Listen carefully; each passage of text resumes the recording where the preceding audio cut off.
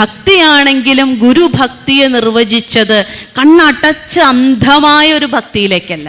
നിങ്ങൾ വിവേകം കൊണ്ട് കണ്ണ് തുറക്കൂ. കണ്ണ് തുറന്നിട്ട് നിങ്ങൾ ചുറ്റുപാടുകളെ കാണൂ. കണ്ണ് തുറന്നിട്ട് നിങ്ങൾ ഭക്തിയിലേക്ക് വരൂ. ഭക്തിരാത്മാനുസന്ധാനം, ആ ഭക്തിയാണ് യഥാർത്ഥമായ ഭക്തി.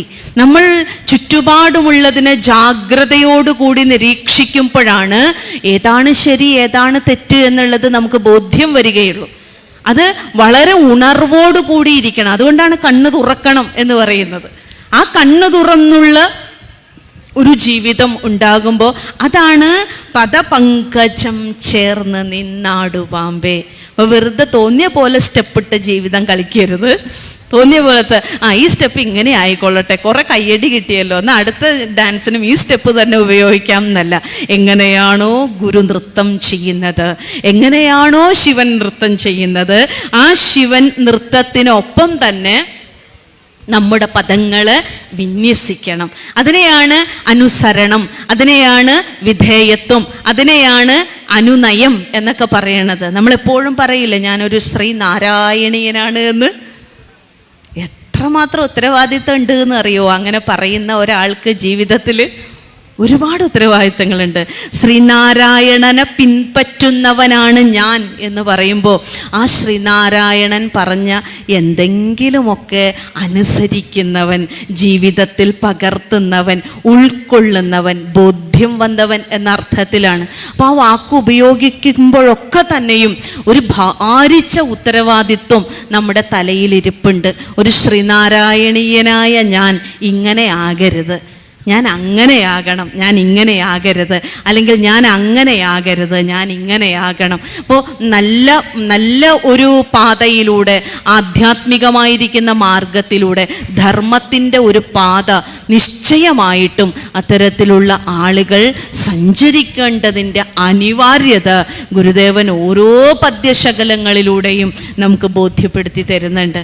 എന്നിട്ട് പറയാണ്, കാരണം നമ്മൾക്കേ ഇതൊക്കെ പറ്റുള്ളൂ. നിങ്ങൾ വിചാരിക്കും എന്നെക്കൊണ്ട് ഇതൊക്കെ പറ്റുമോ?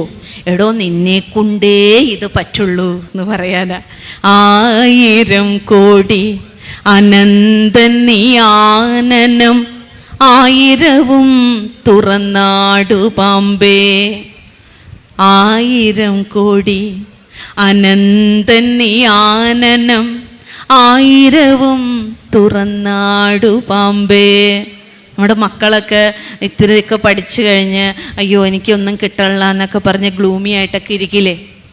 പഠിച്ചിട്ടും കിട്ടണില്ല അമ്മ, എത്ര വായിച്ചിട്ടും കിട്ടണില്ല അച്ഛാ എന്നൊക്കെ പറയും. അപ്പം അവരുടെ അടുത്തൊക്കെ ഈ പദ്യങ്ങളൊക്കെ പറഞ്ഞു കൊടുക്കണം. മോനെ, ഗുരുദേവൻ പറഞ്ഞ കണ്ടോ, 1000 കോടി അനന്തൻ്റെ ശക്തിയാണ് നമ്മുടെ ഉള്ളിലുള്ളത്. നമ്മൾ വിചാരിച്ച എന്ത് നടക്കും. നമ്മൾ വിചാരിക്കണം, നമ്മൾ ആഗ്രഹിക്കണം, നമ്മൾ പരിശ്രമിക്കണം. അത്രമാത്രം സാധ്യതകൾ ഓരോ വ്യക്തിയിലും വെച്ച് തന്നിട്ടാണ് ഈശ്വരൻ നമ്മളെ പടച്ചു വിട്ടിരിക്കുന്നത്. വെറുതെ എടുത്തെറിഞ്ഞതല്ല ഈ ഭൂമിയിലേക്ക്.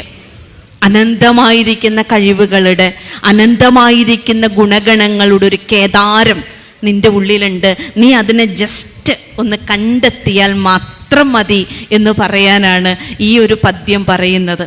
ഭഗവത്ഗീതയിൽ നമ്മൾ പലപ്പോഴും വിവാദങ്ങളിലേക്ക് കൊണ്ടുപോകുന്ന ശ്ലോകങ്ങളൊക്കെ എടുത്ത് ഉദ്ധരിക്കാറുണ്ട്. പക്ഷെ അതിമനോഹരമായിരിക്കുന്ന ജീവിതഭാവങ്ങളെ ഉണർത്തുന്ന എത്രയെത്ര പദ്യങ്ങളെ കൊണ്ടാണ് ഭഗവാൻ കൃഷ്ണൻ അവിടെയൊക്കെ അർജുനന് പറഞ്ഞു കൊടുക്കുന്നത്. അതിലൊരു ശ്ലോകം ഇങ്ങനെയാണ്: ഉദ്ധരേതാത്മനാത്മാനം നാത്മാനമവസാദയേത് ആത്മൈവ ഹ്യാത്മനോ ബന്ധുഃ ആത്മൈവ റിപുരാത്മനഃ. ഉദ്ധരേതാത്മനാത്മാനം ന ആത്മാനമവസാദയേത് ആത്മൈവ ഹ്യാത്മനോ ബന്ധുഃ ആത്മൈവ റിപുരാത്മനഃ. തൂങ്ങിപ്പിടിച്ചിരിക്കുന്ന നമ്മളോട് പറയാണ്, എടോ തന്നെ ഒന്ന് ഉദ്ധരിക്കാൻ അപ്പുറത്തെ വീട്ടിൽ ആരും വരില്ല, അയൽവാസി വന്ന് ഉദ്ധരിക്കട്ടെ, അതുവരെ കട്ടിലേൽ കിടക്കാം എന്ന് പറഞ്ഞ് നീ കിടക്കരുത്. നിന്നെ അങ്ങനെയൊന്നും ഉദ്ധരിക്കുക ഇവിടെ ആർക്കും നേരമില്ല. ആലോചിച്ച് നോക്കൂ. നമ്മൾ വിചാരിക്കുന്നത് എന്താ, എനിക്ക് വിഷമമുണ്ട്, എൻ്റെ വിഷമം എൻ്റെ കൂടെയുള്ള എല്ലാവരും മനസ്സിലാക്കും. എന്നിട്ട് വൈകുന്നേരം എന്നോട് വന്ന് ചോദിക്കും, എൻ്റെ അടുത്തിരിക്കും, എൻ്റെ തലയിൽ തലോടും, എന്നിട്ട് ചോദിക്കും നിനക്ക് എന്തു പറ്റി. ഇത് കേൾക്കാൻ വേണ്ടി മാത്രം 24 മണിക്കൂറും കട്ടിലേക്ക് കിടക്കും. നിനക്ക് എന്ത് പറ്റി, നീ മിണ്ടുന്നില്ലല്ലോ എന്ന് ചോദിക്കാൻ വേണ്ടി മാത്രം ചുരുണ്ടുകൂടി കിടക്കുന്ന കുറേ ആളുകളുണ്ട്. ആ ചുരുണ്ടുകൂടി കിടക്കുന്ന ആളുകളോടാണ് പറയുന്നത്, നമ്മളെ ഉദ്ധരിക്കാൻ പുറമെ നിന്ന് ആരും വരില്ല. നമ്മൾ മനസ്സിലാക്കണം, ജനകനും അമ്മയും ആത്മസഖിപ്രിയജനവും അടുത്തയൽവാസികളും വിന തനിയെ ഇരിപ്പതിനെ തരമായി വരൂ എന്ന് ഗുരു വളരെ കുറച്ച് സങ്കടം തോന്നുമെങ്കിലും വലിയൊരു സത്യമാണ് ഗുരു അവിടെ പറഞ്ഞത്.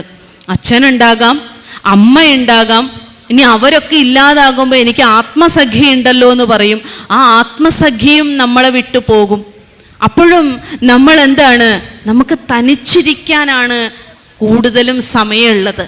തനിയെ ഇരിപ്പതിനെ തരമായി വരൂ. ആ തനിയെ ഇരിക്കുമ്പോൾ ആരും നമ്മളെ ഉണർത്താൻ വരില്ല, ആരും നമ്മളെ പ്രചോദിപ്പിക്കാൻ വരില്ല. അവിടെയാണ് നമ്മൾ തന്നെ നമ്മോട് പറയണം, ആത്മാവിനോട് പറയണം, ഉദ്ധരേത് ആത്മനാത്മാനം. നീ നിന്നെ ഉദ്ധരിക്കണം കുഞ്ഞ്, വേറെ ഒന്നിനെ കൊണ്ടുമല്ല, വേറെ ആരെക്കൊണ്ടുമല്ല, നിന്റെ ആത്മാവിനെ കൊണ്ട് തന്നെ നിന്റെ ആത്മാവിനെ നീ തന്നെ ഉദ്ധരിക്കണം. അല്ലേ? നമുക്കൊക്കെ ഇങ്ങനെ സമാധാനത്തിൻ്റെ കഥകളും ധ്യാനങ്ങളും യോഗങ്ങളെ കുറിച്ചൊക്കെ പറഞ്ഞു തരാനേ പറ്റുള്ളൂ. ഇത് കേൾക്കുന്ന നിങ്ങളാണെങ്കിലും ഞാനാണെങ്കിലും സ്വയം എന്നെ തന്നെ ഉദ്ധരിച്ചാൽ മാത്രമാണ് എനിക്ക് അതിലേക്ക് എത്തിപ്പെടുക്കാനായിട്ട് കഴിയുകയുള്ളൂ. അതുകൊണ്ടാണ് ഉദ്ധരേത്. നീ നിന്റെ ആത്മാവിനെ കൊണ്ട് തന്നെ നിന്നെ ഉദ്ധരിക്കണം. ആത്മാനം അവസാദയേത്, നീ നിന്നെ തളർത്തരുത്. നമ്മളെ തളർത്തുന്നത് വേറെ ആരുമല്ല. അമ്മായിയമ്മ വിചാരിക്കും മരുമകളാണ് എന്നെ തളർത്തുന്നത് എന്ന്, മരുമകൾ വിചാരിക്കും അമ്മായിയമ്മയാണ് എന്നെ തളർത്തുന്നത് എന്ന്, മകൻ വിചാരിക്കും അച്ഛനാണ് തളർത്തുന്നത് എന്ന്, മകള് വിചാരിക്കും അമ്മയാണ് തളർത്തുന്നത് എന്ന്. നമ്മൾ മനസ്സിലാക്കേണ്ടുന്ന ഒരു സംഗതി, ആർക്കും നമ്മളെ തളർത്താൻ കഴിയില്ല. നമ്മളെ തളർത്തുന്നത് നമ്മൾ തന്നെയാണ്. അതുകൊണ്ട് ആത്മാനം അവസാദയേത്, നീ നിന്നെ തളർത്തരുത് കേട്ടോ, നീ നിന്നെ ഉയർത്തണം. പുനരുദ്ധാരണം എന്ന് പറയുന്നത് ക്ഷേത്രപ്രതിഷ്ഠകൾക്ക് മാത്രം ബാധകമായ ഒരു കാര്യമല്ല. പുനരുദ്ധാരണം ചെയ്യേണ്ടത് നമ്മളെയാണ് ഉദ്ധരിക്കേണ്ടത്. നമ്മളെ തളർത്തരുത്, നീ നിന്നെ തന്നെ തളർത്തരുത്. കാരണം എന്താണ്? ആത്മൈവ ഹി ആത്മനോ ബന്ധുഹു ആത്മൈവ റിപുരാത്മനഃ.